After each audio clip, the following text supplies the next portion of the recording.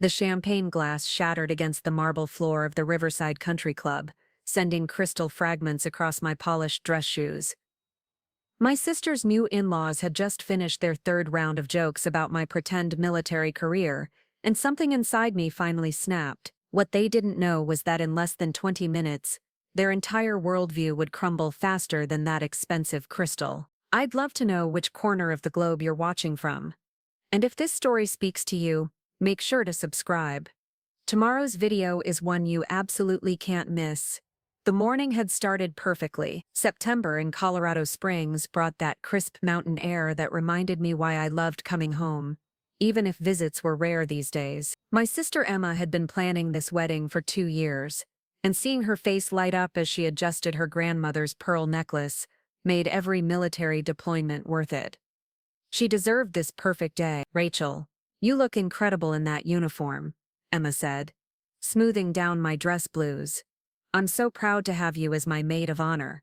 The Air Force dress uniform felt different now than it had 5 years ago when I first earned my bars. Back then, it represented hope and ambition. Now it carried weight, the kind that comes from classified operations in places most people couldn't pronounce. But Emma didn't need to know about those shadows. Today was about her happiness. The Riverside Country Club buzzed with pre-ceremony energy. White roses and baby's breath transformed the venue into something from a fairy tale. Emma had chosen this place specifically because it overlooked the mountains where we'd hiked as kids, back when our biggest worry was making it home before Mom called us in for dinner. That's when I first met them. The Blackwood family. "So you're the military sister," said Margaret Blackwood, Emma's new mother-in-law, eyeing my uniform with the kind of scrutiny usually reserved for expired milk. Her voice carried that particular tone wealthy people use when they want you to know you don't belong. "How interesting." Her husband Richard stepped forward, his Rolex catching the afternoon light. "Air Force, right?" My nephew was in the Air Force, spent most of his time filing paperwork at some base in Nevada. He chuckled, the sound grating against my nerves. Probably saw more action in the break room than anywhere else. Their son Marcus, Emma's new husband, shifted uncomfortably beside them. He'd always been kind to me, but I could see him calculating whether to defend me or keep the peace with his parents. The silence stretched long enough to give me my answer. "Actually, I'm a pilot," I said, keeping my voice level. Years of military training had taught me when to engage and when to hold fire. This felt like a holding pattern. Margaret's laugh was sharp enough to cut glass. "Oh honey, they let women fly those little transport planes now, don't they? How progressive of them." The assumption stung more than it should have. I'd spent the last 8 years proving myself in cockpits where one mistake meant death. But to Margaret Blackwood I was just another diversity hire playing dress-up in a uniform I hadn't earned. "Something like that," I replied, watching Emma across the room as she posed for photos with our parents. Her joy radiated like sunlight, and I wasn't about to cast shadows on her perfect day, not for anything. The ceremony itself was beautiful. Emma glowed as she walked down the aisle, and even Marcus seemed to forget his parents' disapproval long enough to look genuinely happy. I held her bouquet and tried to ignore the whispered comments from the Blackwood section about my costume and whether I'd ever find a man brave enough to handle a woman trying to be something she's not. The reception, however, was where things got complicated. The Blackwoods had invited half of Denver's elite, and cocktail hour became an impromptu showcase of their social connections. I found myself cornered by Richard and his business associates, all of them eager to share their opinions about military spending and women in combat roles. "The thing about these modern military positions," Richard explained to his captive audience, swirling his scotch like a prop, "is they're designed to make everyone feel important, give someone a uniform and a title, and suddenly they think they're a hero." His friend David, a real estate mogul with more money than sense, nodded enthusiastically. "Exactly. My daughter wanted to join the Navy after college. I told her, 'Sweetheart, if you want to serve your country, become a teacher, leave the real military work to people who can handle it.'" They all laughed at that, completely unaware that I was standing close enough to hear every word. The irony wasn't lost on me. Here I was, dressed in my finest uniform at my sister's wedding, being dismissed by men who'd never risked anything more dangerous than a bad stock pick. Margaret's voice cut through their laughter like nails on a chalkboard. Come over here, dear. We were just discussing your little military adventure. Little military adventure.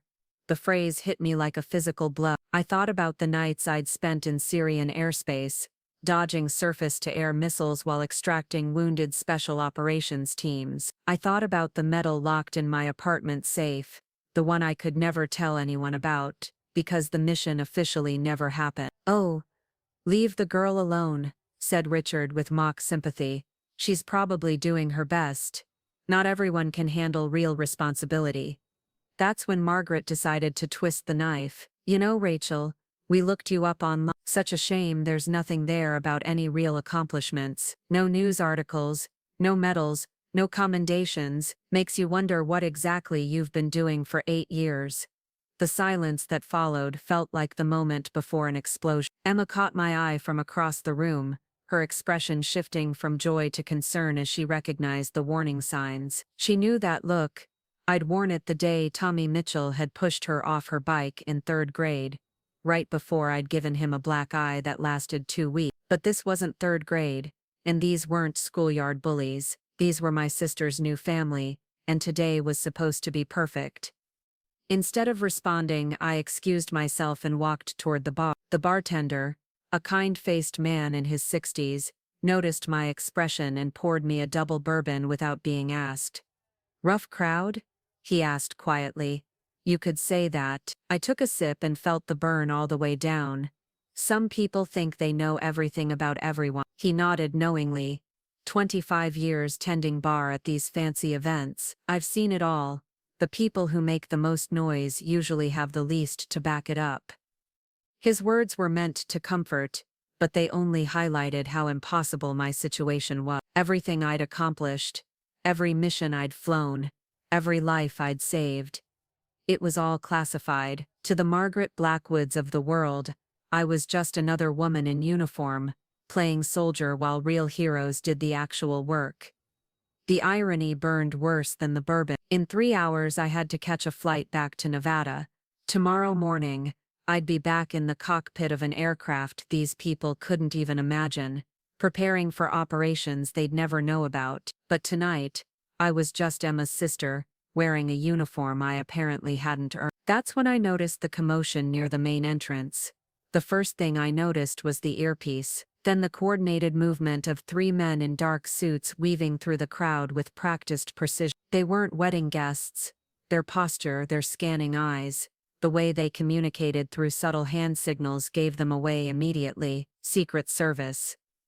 My blood ran cold. There was only one reason Federal Protection Detail showed up at private events in Colorado Springs, and it had nothing to do with wedding celebrations. Someone very important was coming, and given my current assignment status, that someone likely knew exactly who I was. The lead agent approached the venue coordinator, flashed credentials, and began what looked like a standard security sweep. Most of the wedding guests continued their conversations, oblivious to the shift in atmosphere. But I'd spent enough time around high-level operations to recognize the signs of an imminent VIP arrival. Margaret Blackwood, however, saw an opportunity to further demonstrate her social superiority. "Oh my," she announced loudly enough for half the reception to hear. "It looks like we have some very important guests joining us." "Richard, didn't you mention that Senator Morrison might stop by?" Richard puffed up like a peacock, clearly enjoying the attention. "Well, I may have extended an invitation during our golf game last month. Jonathan and I go way back. Harvard Business School, you know. He probably wanted to congratulate Marcus personally." The crowd around them murmured with impressed approval.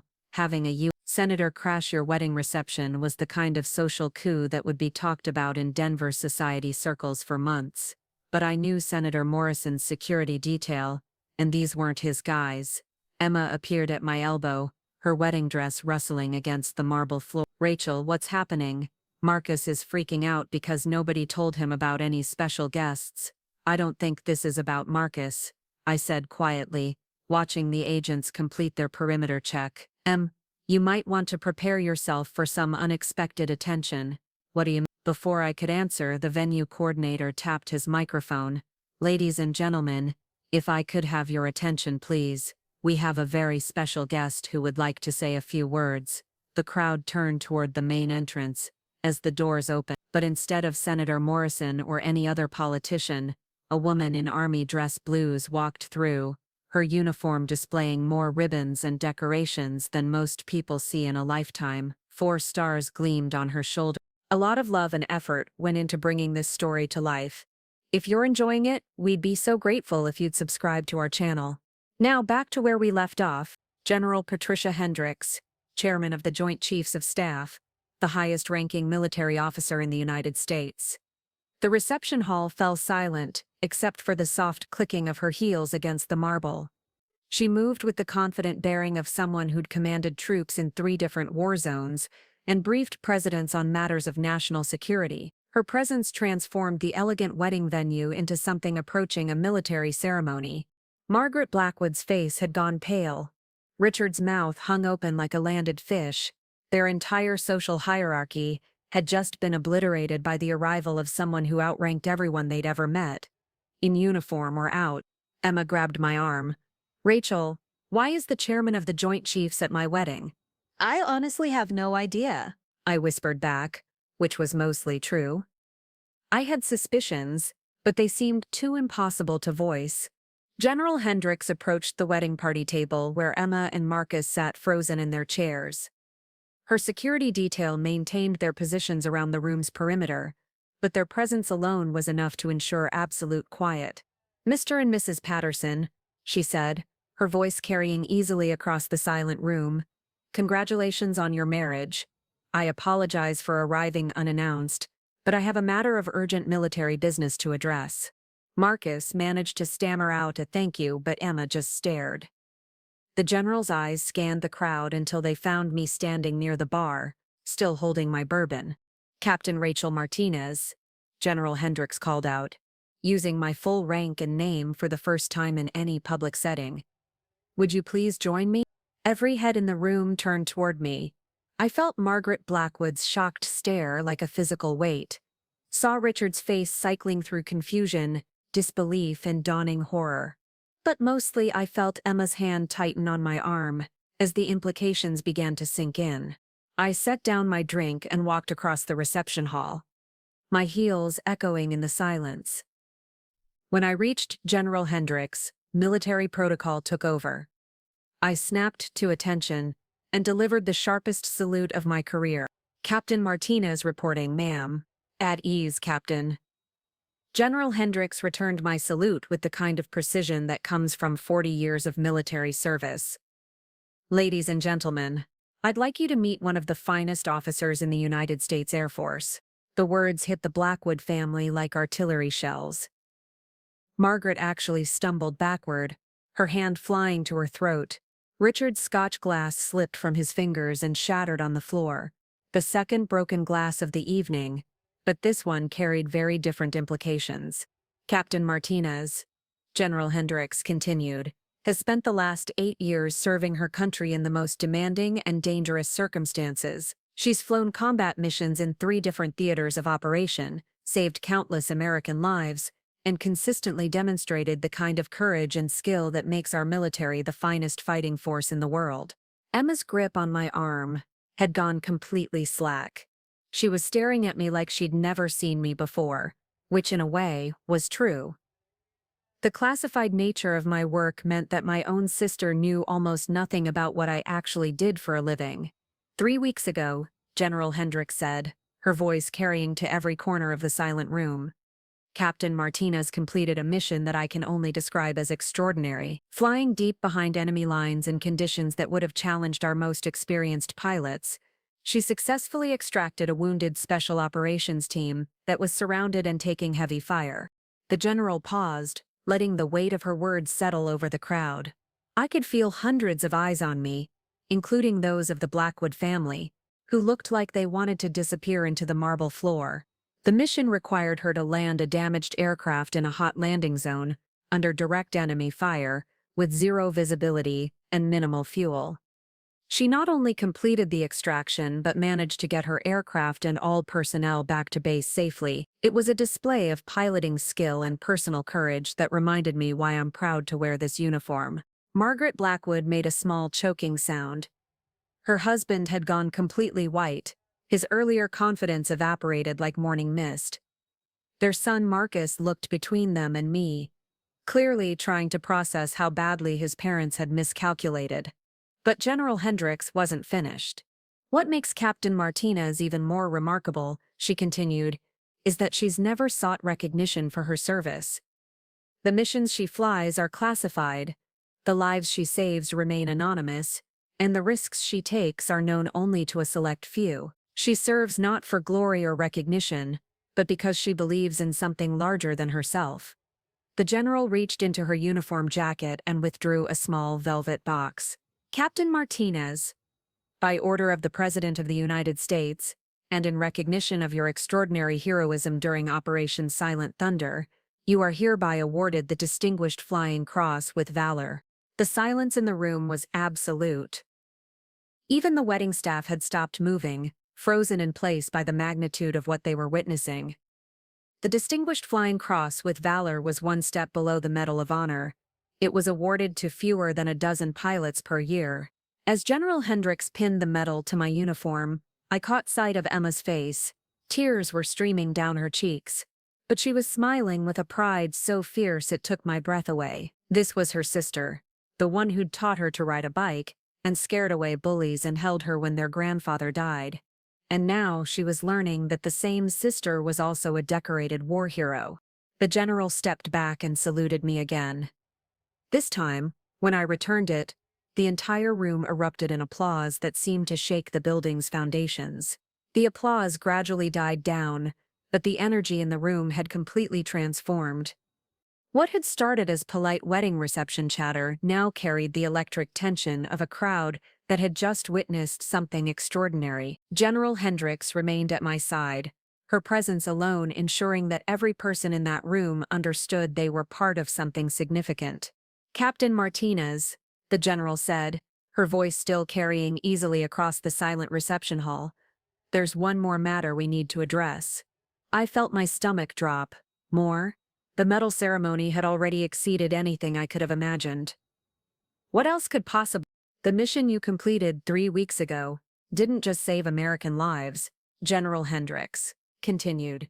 The intelligence your team extracted has led to the dismantling of a major terrorist network that was planning attacks on U.S. soil.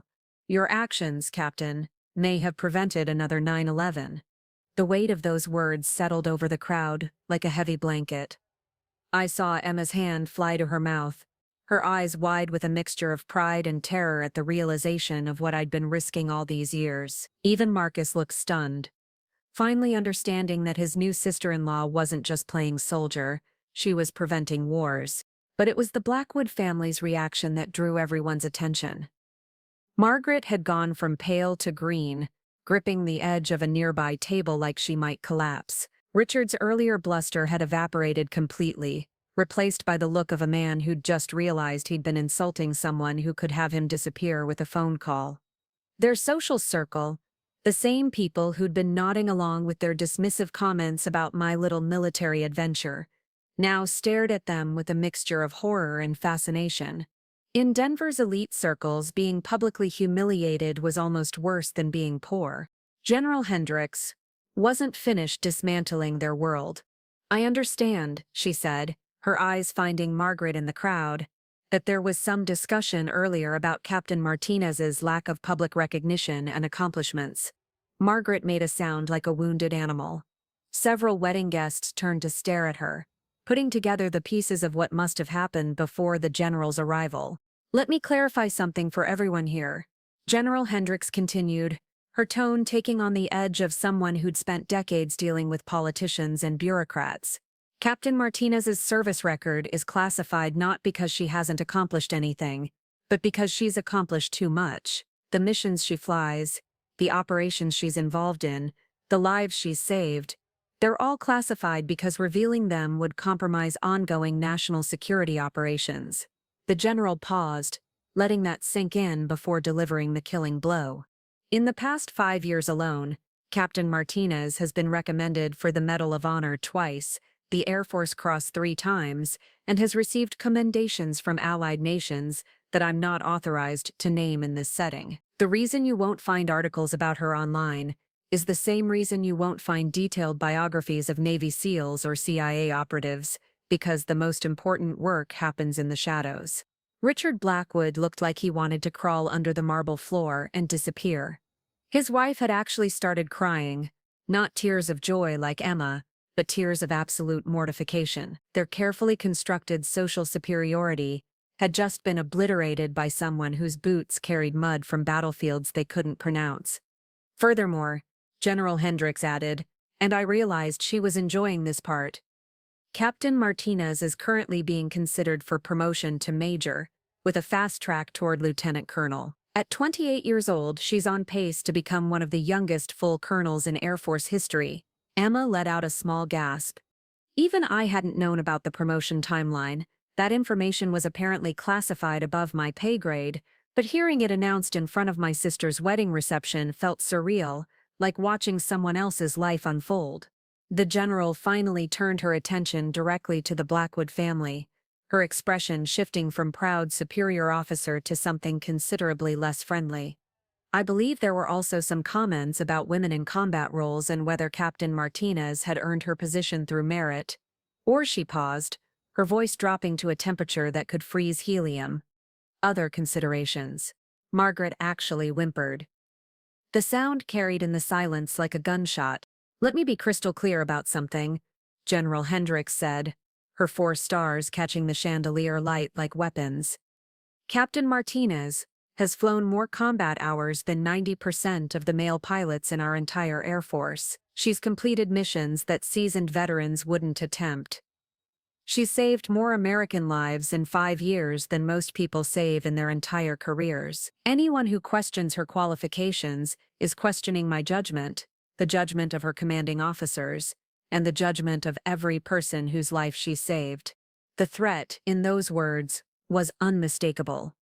Richard Blackwood had gone from red-faced bluster to looking like he might faint. His wife had stopped crying and was now staring at the floor like she hoped it might open up and swallow her whole.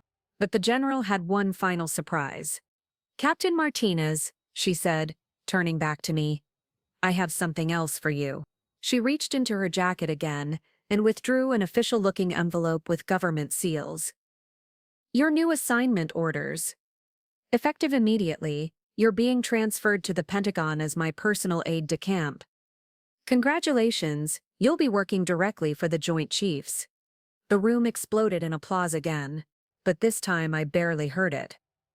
The Pentagon assignment was the kind of career move that happened to generals, not captains. It meant briefing senators, attending National Security Council meetings, having security clearance so high that even mentioning some of my duties would be treason. Emma broke from the crowd and launched herself at me, dress train and all. "Rachel, oh my God, Rachel." She was laughing and crying at the same time, her makeup completely ruined and her hair coming loose from its elaborate styling. "I can't believe. I mean, I always knew you were amazing, but this is. You're going to the Pentagon." Over Emma's shoulder, I caught sight of the Blackwood family making what could only be described as a tactical retreat toward the exit. Margaret was walking so fast she was practically running. Richard trailing behind her looking like a man whose entire worldview had just collapsed. Their social circle parted to let them pass, but I could see the whispered conversation starting already. By tomorrow, everyone in Denver would know about the wedding where the Blackwoods had publicly insulted a decorated war hero. Marcus, to his credit, broke away from his parents' retreat and approached us. His face was flushed with embarrassment, but he met my eyes directly. "Rachel, I owe you an apology," he said, his voice carrying enough to be heard by nearby guests. "My parents were completely out of line, and I should have stopped them. I'm sorry, and I'm honored to call you my sister-in-law." It was more backbone than I'd expected from him, and Emma's grateful smile suggested she was thinking the same thing. Maybe there was hope for their marriage after all. General Hendricks approached our small group. her earlier official demeanor softening slightly. "Captain, I hope you don't mind the public ceremony. I felt it was important that your family, and everyone else here, understand exactly who you are and what you've accomplished." "Thank you, ma'am," I managed. "Though I have to ask, how did you even know about the wedding?" The general smiled. The first genuinely warm expression I'd seen from her all evening. "Captain, when one of my best officers requests leave for a family wedding, I pay attention. When I heard some of the things that were being said about you, I decided it was time to set the record straight." She handed me a business card with a phone number I recognized. It was her direct line, the one that bypassed about 6 layers of Pentagon bureaucracy. "Call me Monday morning. We have a lot to discuss about your new position." She paused, looking around the transformed reception hall. "And Captain, enjoy the rest of your sister's wedding. You've earned it." After General Hendricks departed with her security detail, the reception transformed into something entirely different from what Emma had originally planned. What should have been an elegant dinner conversation became an impromptu celebration of military service, with wedding guests approaching me throughout the evening to share stories of their own family members who'd served, or simply to express gratitude for my sacrifice. But the real drama was just beginning. Within an hour of the Blackwood family's hasty departure, my phone started buzzing with notifications. Emma's wedding had been attended by some of Denver's most connected socialites, and in the age of social media, word traveled faster than military aircraft. "Rachel, you need to see this," Emma said, rushing over with her phone. She'd finally fixed her makeup, but her excitement was making her hands shake as she showed me the screen. Someone had recorded General Hendricks' entire speech and posted it to Instagram. The video already had thousands of views and hundreds of comments, all praising my service and expressing shock at how the Blackwood family had behaved. But that wasn't the most interesting part. "Look at the comments," Emma insisted, scrolling through the responses. "People are sharing it everywhere. Wedding hero is trending on Twitter." I took her phone and scrolled through the responses. Most were supportive, but what caught my attention were the comments from people claiming to know the Blackwood family personally. Apparently, Margaret and Richard's behavior at the wedding was part of a pattern that had been bothering Denver's social elite for years. "The Blackwoods have been acting like royalty for too long," read one comment from someone with obvious inside knowledge. "Margaret once told a charity volunteer that military families were beneath their social circle." Karma finally caught up. Another comment was even more damaging. "Richard Blackwood's been telling people for months that his son married beneath their station because Emma's family wasn't wealthy enough. Guess he knows now what beneath their station really looks like." Emma's face had gone through several emotional cycles as she read, "Rachel, I had no idea they felt that way about our family. Marcus never said anything." "Marcus probably didn't know," I said, though privately I wondered how much he'd chosen not to see. "Rich families are good at hiding their true opinions until they think they're in safe company." That's when Marcus himself appeared, looking haggard and carrying 2 drinks he clearly needed more than we did. "Rachel, Emma, we need to talk," he said, his voice heavy with exhaustion. "My parents just called me from their car. They're not handling this well." Emma took one of the drinks from her new husband's hands. "Define not handling this well." "My mother is convinced that you somehow orchestrated this entire thing to humiliate them," Marcus said, looking directly at me. "She thinks you called in favors to have a general show up and embarrass them in public." The accusation was so absurd that I actually laughed. "Marcus, I had no idea General Hendricks was coming. I was as surprised as everyone else." "I know that," he said quickly, "but my mother, she's not thinking clearly right now. She's talking about how this will affect their reputation, their social standing. My father's worried about his business connections." Emma's expression hardened. "So they're more concerned about their reputation than the fact that they spent the evening insulting a war hero." "Emma, please," Marcus said, and I could hear the desperation in his voice. "I'm not defending them. What they said was inexcusable, but they're still my parents, and this whole situation has spiraled completely out of control." He was right about that. I pulled out my own phone and checked social media. The wedding video had been shared across multiple platforms, and Wedding Hero was indeed trending. News outlets had picked up the story, and entertainment blogs were running headlines like "Military Hero Gets Ultimate Revenge at Sister's Wedding," and the Blackwood family's epic social media meltdown. "Marcus," I said carefully, "what exactly are your parents planning to do?" He ran his hands through his hair, destroying what was left of his wedding day styling. "My mother wants to issue a public statement claiming that your general friend ambushed them as part of some kind of political stunt. She's convinced that if they don't control the narrative, they'll be social pariahs." The stupidity of that plan was staggering. Doubling down on their original position would only make things worse, especially since the video evidence clearly showed them making unprovoked attacks on my service record. "And your father?" Emma asked. "Dad's more practical. He's worried about his real estate business. Half his clients are veterans or military families, and this story is spreading through Colorado Springs like wildfire. He's already gotten 3 calls from clients questioning whether they want to work with someone who disrespects military service." That explained Richard's panic. Colorado Springs was home to multiple military installations, including the Air Force Academy, NORAD, and Fort Carson. Insulting military families in that market wasn't just socially stupid, it was financial suicide. "There's more," Marcus continued. "Someone posted my mother's LinkedIn profile in the comments of that Instagram video.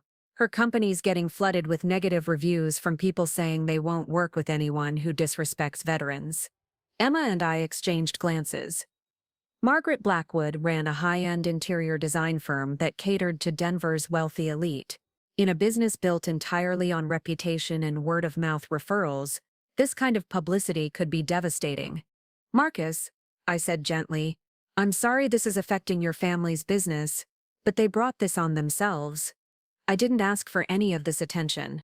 "I know," he said, and for the first time that evening, he sounded like the man Emma had fallen in love with. "Rachel, I owe you more than an apology.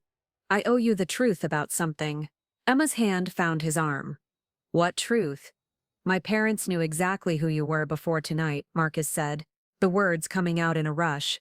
3 months ago, when we sent them the wedding invitations, they had you investigated by a private detective." The confession hit like a physical blow. Emma's face went white, and I felt my own anger rising to dangerous levels. "They what?" Emma's voice was barely a whisper. "The detective couldn't find much because of the classified nature of your work, but he did confirm that you were a military pilot with an exemplary service record. My parents knew you weren't just some desk jockey playing soldier. They knew, and they insulted you anyway." The implications of that revelation were staggering.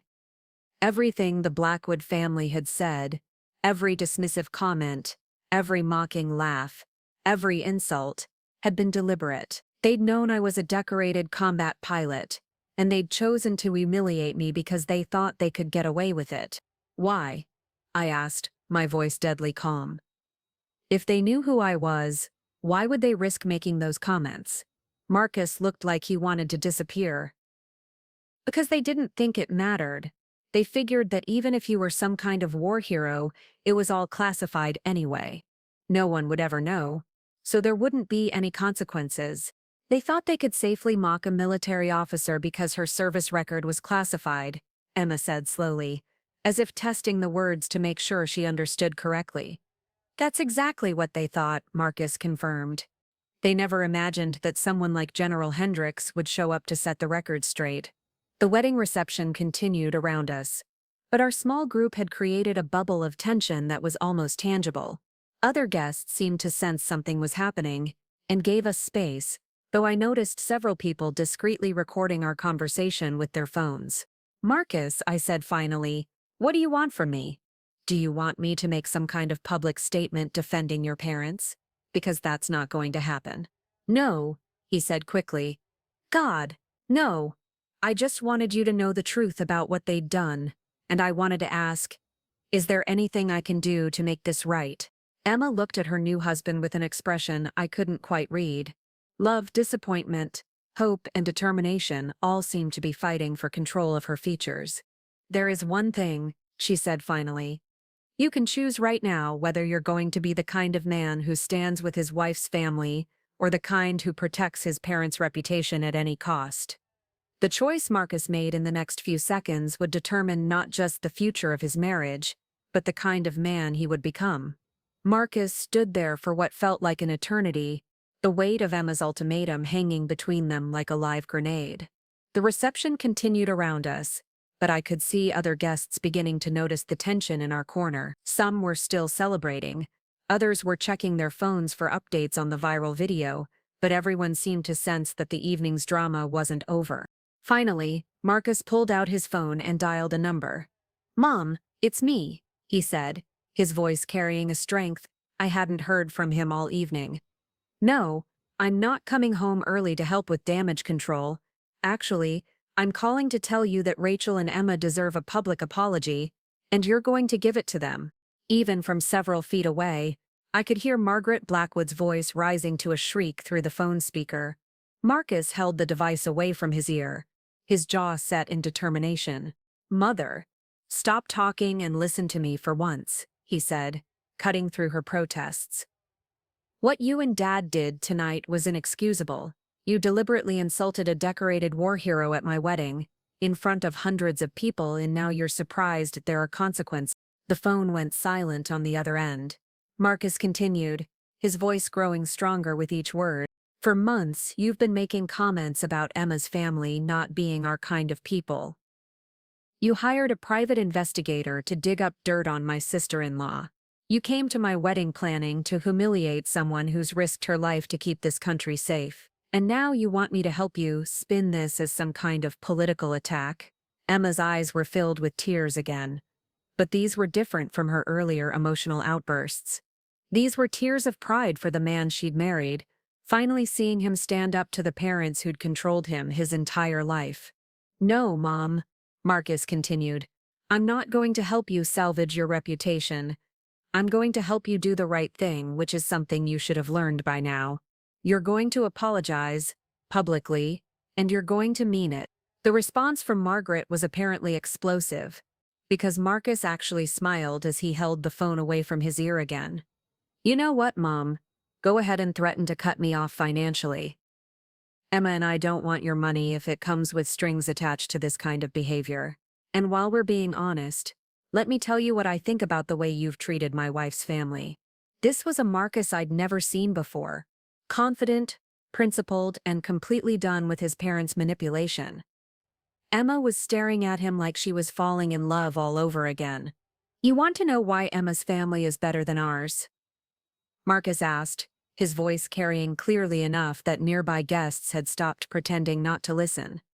"Because they raised a daughter who became a war hero, and they did it without needing to put other people down to feel important. When Rachel walks into a room, she doesn't need to announce her accomplishments because her character speaks for itself. That's something you've never understood." He paused, listening to whatever Margaret was saying, then shook his head. "No, Mom. Rachel didn't humiliate you tonight. You humiliated yourselves. She just stood there and took your insults with more grace than you've ever shown anyone. The only reason you're embarrassed now is because everyone finally saw who you really are." At that moment, Marcus's phone buzzed with an incoming call. He glanced at the screen and his expression shifted to something approaching panic. "I have to take this," he said, switching lines. "Hello? Yes, this is Marcus Blackwood." The conversation that followed was brief but clearly devastating. Marcus's face went through several color changes as he listened, occasionally saying, "I understand," or, "When did this happen?" When he hung up, both Emma and I could see that whatever news he'd received had shaken him badly. "That was my father's business partner," he said quietly.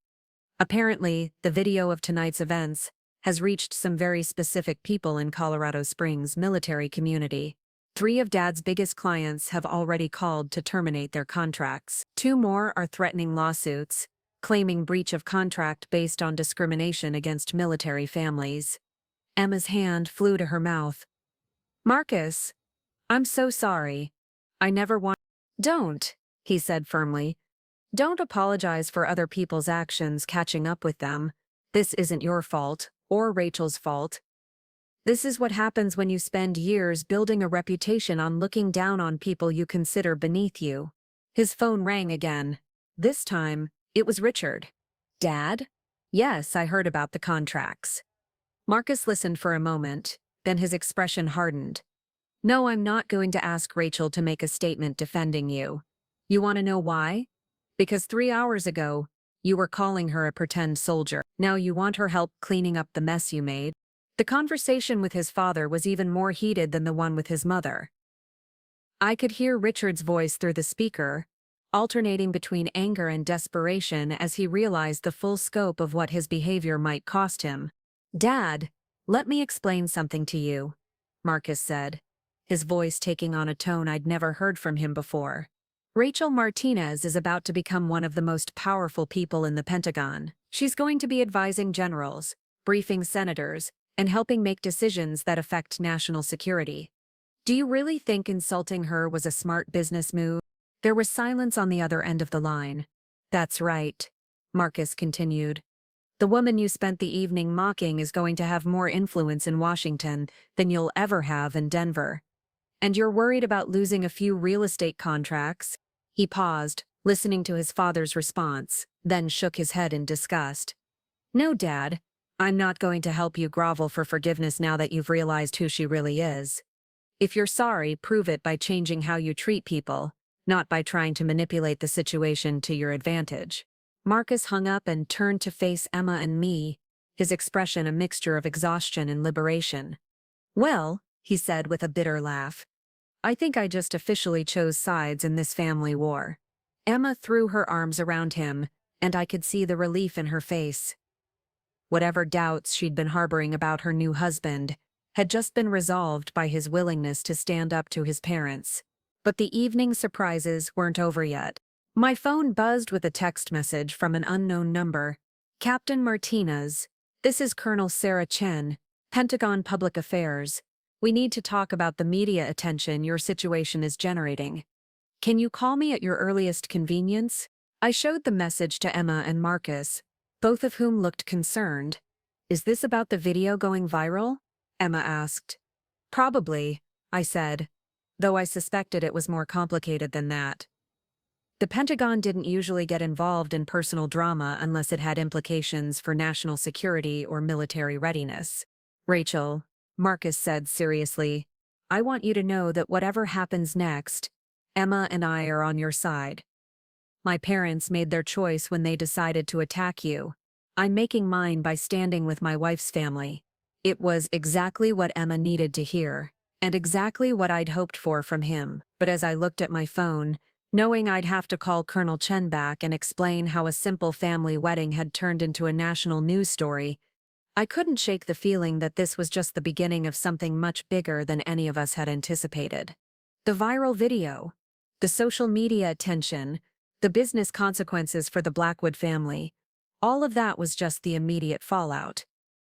The real implications of what had happened tonight were only starting to unfold. I stepped outside onto the country club's terrace to call Colonel Chen, needing privacy for what I suspected would be a very official conversation. The Colorado evening air was crisp and the mountains silhouetted against the star-filled sky reminded me why I'd always loved coming home. Though after tonight, home was about to take on a very different meaning. Colonel Chen, this is Captain Martinez returning your call. Captain, thank you for calling back so quickly. Her voice carried the crisp efficiency of someone accustomed to managing crisis situations. I'll get straight to the point. The video from tonight's event has been viewed over 2 million times across all platforms. CNN, Fox News, and MSNBC have all requested interviews. The Pentagon switchboard has received over 300 calls from media outlets wanting to verify your service record. 2 million views. The number hit me like a physical blow. What had started as a family wedding had somehow become a national conversation about military service and respect for veterans. Colonel, I need you to understand. I didn't want any of this attention. I was just trying to get through my sister's wedding without causing problems. I believe you, Captain, but the situation has evolved beyond personal preferences. The Secretary of Defense wants to speak with you first thing Monday morning. This story has touched a nerve with the American public, and we need to manage it carefully. Through the terrace windows, I could see Emma and Marcus talking with our parents, who had arrived during the chaos and were getting caught up on the evening's events. My mother looked proud and terrified at the same time, proud of her daughter's accomplishments, terrified of what the publicity might mean. What kind of management are we talking about, Colonel? That depends. Partially on what you want, Captain. We can try to minimize the story, issue a standard statement about respecting the privacy of military personnel, and hope it dies down. Or we can lean into it. Lean into it. How? The Joint Chiefs are considering using this situation as an opportunity to highlight the contributions of women in combat roles. Your story, decorated pilot, classified missions, selfless service, it represents everything we want the public to understand about modern military service. I could hear the implications in her words. This wasn't just about managing a viral video anymore. This was about military policy, public perception, and potentially my entire future career trajectory. Colonel, what happens if I choose the minimize option? Honestly, it probably won't work. The story's already too big, and there are too many people invested in keeping it alive. Social media algorithms love feel-good military stories, and the contrast between your actual service record and how you were treated is exactly the kind of narrative that captures public attention. She paused, letting that sink in before continuing. Captain, I've been doing military public affairs for 15 years. I've never seen a story gain traction this quickly, unless it taps into something the public really cares about. Right now, you represent every veteran who's ever been dismissed or underestimated. That's not something that just goes away. As if to prove her point, my phone buzzed with notifications. Emma had tagged me in an Instagram post that was already accumulating thousands of likes and comments. The post was a childhood photo of us in matching Halloween costumes. She was dressed as a princess. I was dressed as a fighter pilot. Even at 6 years old, my sister knew exactly who she wanted to be. Emma had written, "Tonight, I got to watch her get the recognition she's deserved for 8 years of selfless service. Proud sister, wedding hero, women in combat." Colonel, can I ask you something? What's the Pentagon's real concern here? Is it positive attention, or something else? There was a long pause before she answered. Captain, your new assignment puts you in a very sensitive position.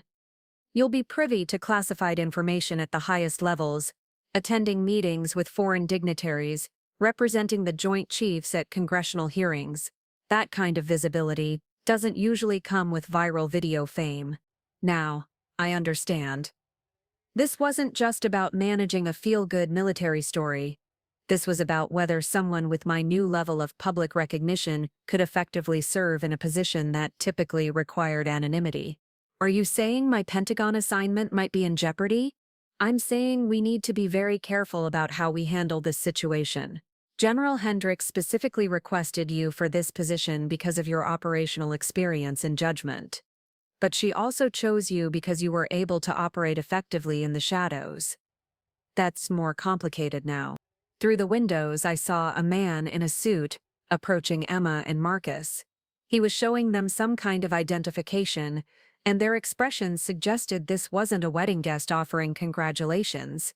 Colonel, I think I need to go. There's something happening inside. Captain, one more thing. Whatever decision you make about media engagement, make it quickly. By tomorrow morning, this story will be on every major news program in the country. If we're going to get ahead of it, we need to act fast. He hung up and hurried back inside, where the man in the suit was now talking with Marcus, while Emma stood nearby looking concerned. Rachel, Emma called out as soon as she saw me. This is Agent Harrison from the FBI. He needs to speak with you about something. Agent Harrison was young, probably early 30s, with the kind of carefully neutral expression that federal agents must practice in the mirror. He extended his credentials for my inspection before speaking. Captain Martinez, I'm sorry to interrupt your sister's wedding celebration, but we've received some concerning communications related to tonight's events. What kind of communications? Threats, primarily. The FBI monitors social media for potential violence against military personnel, especially those in sensitive positions. Your viral video has generated mostly positive responses, but there have been several concerning messages from individuals who appear to view your recognition as part of some kind of political agenda. Marcus stepped closer to Emma, his protective instincts clearly activated. Are you saying Rachel is in danger? We're taking precautions, Agent Harrison said, diplomatically. Captain Martinez, given your upcoming Pentagon assignment, we'd like to brief you on some security protocols. Nothing dramatic, just awareness of potential risks. What kind of risks? I asked, though I suspected I knew the answer. Primarily online harassment that could escalate to real-world contact. Individuals who view prominent military women as symbols of social change they oppose. It's usually nothing more than angry messages, but we've learned to take these situations seriously. Emma's face had gone pale. You're talking about stalkers. We're talking about taking reasonable precautions, Agent Harrison corrected gently. Captain, the Bureau would like to assign you a security consultation team.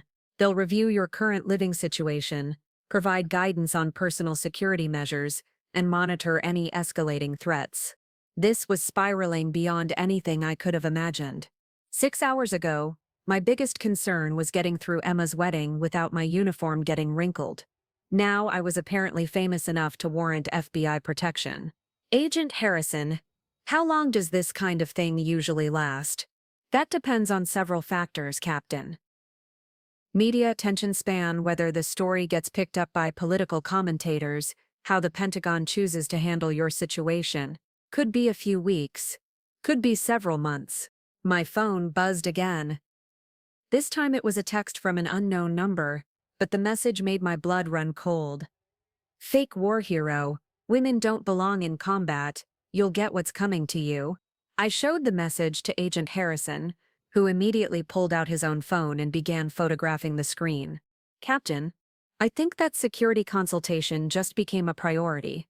Agent Harrison finished documenting the threatening message and immediately began coordinating with his field office.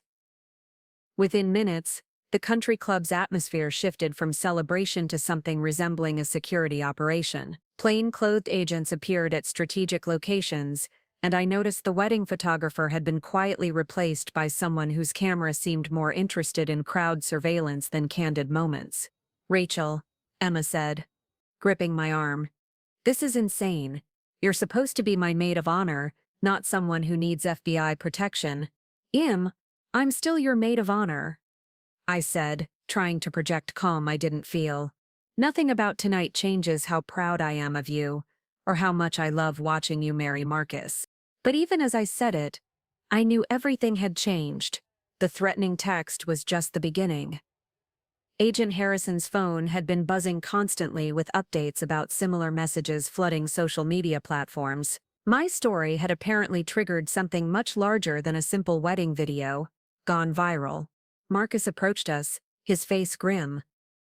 Rachel, I just got off the phone with my parents again. They're trying to use this situation to their advantage. What do you mean? My mother is claiming that the threats you're receiving prove that your general friend's appearance was a politically motivated stunt, designed to generate exactly this kind of controversy. She's telling reporters that my family was set up as scapegoats in some kind of military propaganda campaign. The audacity was breathtaking. Even facing social and financial ruin, Margaret Blackwood was doubling down on her victimhood narrative. And your father? Dad's taking a different approach. He's claiming that he and Mom were never actually criticizing your service, that the video was edited to make them look bad, and that they were actually praising military families all along. Emma made a sound of disgust. So they're lying about what hundreds of people witnessed in person. Desperate people do desperate things, Marcus said. But there's more. They've hired a crisis management firm to handle their media response. The same company that represents politicians caught in scandals. Agent Harrison rejoined our group, his expression serious. Captain Martinez, we've identified the source of that threatening message. The individual is on a federal watch list for harassment of female military personnel, He's made similar threats against other women in combat roles. Is he dangerous? Emma asked. We don't take chances with people who have patterns of escalating behavior. Harrison replied, diplomatically. Captain, I've arranged for a security escort to accompany you to the airport tomorrow. Your flight back to Nevada has been moved to a military transport to avoid any potential confrontations at commercial terminals. The reality of my new situation was settling in like lead in my stomach. 24 hours ago, I was an anonymous Air Force pilot whose biggest concern was whether my dress uniform looked appropriate for Emma's wedding. Now I needed federal protection to travel safely. My phone rang. Colonel Chen again. Captain, I have updates from Washington. The Secretary of Defense has decided to fast-track the Pentagon's response to your situation. We're scheduling a press conference for Monday morning, where you'll be formally presented with the Distinguished Flying Cross, with full media coverage. Colonel, I thought we were trying to manage the attention, not amplify it. The situation has evolved, Captain. 3 more videos have surfaced from tonight's event, including one showing the complete context of the Blackwood family's comments. The public response has been overwhelmingly supportive of you and critical of how you were treated. The Pentagon has decided that trying to minimize this story would be counterproductive. Through the country club windows, I could see news vans arriving in the parking lot. Reporters with cameras were setting up positions outside the main entrance, apparently having tracked down the wedding venue. Captain, there's something else. The president wants to meet with you. The words hit me like a thunderbolt. The President of the United States. Next Friday, at the White House. You'll be part of a ceremony honoring military personnel who've shown exceptional valor in classified operations. Your story has given the administration an opportunity to highlight the contributions of women in combat roles. Emma was staring at me with an expression I couldn't quite read. Pride, concern, and something approaching awe, all mixed together. Colonel, I need to ask you something directly. Is this really about honoring my service, or am I being used as a political symbol? Captain Martinez, your service record speaks for itself. 8 years of exceptional performance, multiple commendations, and life-saving missions that most people will never know about. You've earned every bit of recognition you're receiving. The political implications are secondary to the fact that you represent the best of what military service means. She paused before continuing. But yes, there are political implications. Your story has resonated with people because it represents something they believe in. The idea that merit should be recognized regardless of gender, that heroes come in all forms, and that disrespecting military service has consequences. Agent Harrison approached with another update. Captain, we've received word that the Blackwood family's crisis management team is planning to hold their own press conference tomorrow morning. They're claiming that tonight's events were orchestrated to damage their reputation as part of a larger political agenda. Marcus looked sick. They're really going to keep digging this hole deeper. It gets worse, Harrison continued. They've retained a law firm specializing in defamation cases. They're threatening to sue everyone involved in tonight's events. The person who posted the original video, the wedding venue, even General Hendricks herself. Emma's face had gone white. Can they do that? Can they sue a 4-star general? They can try, I said grimly.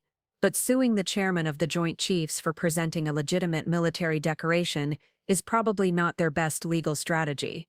My phone buzzed with a text from General Hendricks herself. Captain Martinez, I trust you're handling tonight's developments with the same grace you've shown throughout your career. Don't let anyone make you feel guilty for the recognition you've earned. See you Monday morning. General Hendricks. The message steadied me in a way I hadn't expected. Whatever chaos was swirling around tonight's events, it had started with a superior officer who believed I deserved recognition for my service. Everything else was just noise. I said, turning to my sister. I'm sorry your wedding turned into this circus. Are you kidding me? Emma's eyes were blazing with fierce pride. Rachel, my wedding is the day I learned that my sister is one of the most badass people in America. Do you think I'm upset about that? She grabbed both my hands. Her wedding dress train pooling around us like something from a fairy tale. When we were kids, You used to tell me you were going to fly jets and save people. Everyone said little girls couldn't be fighter pilots, but you never stopped believing it was possible. Tonight, I watched you get the recognition for doing exactly what you always said you'd do. Marcus nodded emphatically. Rachel, you've given Emma and me something we'll treasure forever. The knowledge that standing up for what's right always wins in the end, even when it takes time. Agent Harrison approached us one final time. Captain, your security escort is ready. We should probably get you back to your hotel. As I prepared to leave Emma's wedding reception under FBI protection, I realized that tonight had changed everything about my life. The anonymous hero phase of my career was over. Whatever came next would happen in the full glare of public attention. But looking at Emma's proud smile, seeing Marcus's newfound backbone, and knowing that Margaret and Richard Blackwood would spend the rest of their lives remembering the night they learned what real strength looks like, I decided I could live with that change. 6 months later, when I was promoted to lieutenant colonel in a ceremony attended by the president himself, Emma would joke that it all started because someone couldn't keep their mouth shut at her wedding. She wasn't wrong. Sometimes the most life-changing moments begin with someone underestimating exactly who they're dealing with. And sometimes, that's exactly what needs to happen. Looking for more? We've got 2 amazing stories ready for you right on screen. If this one touched you, these are absolutely worth your time. Click to watch them now. And hey, subscribe and hit that bell to never miss our latest uploads.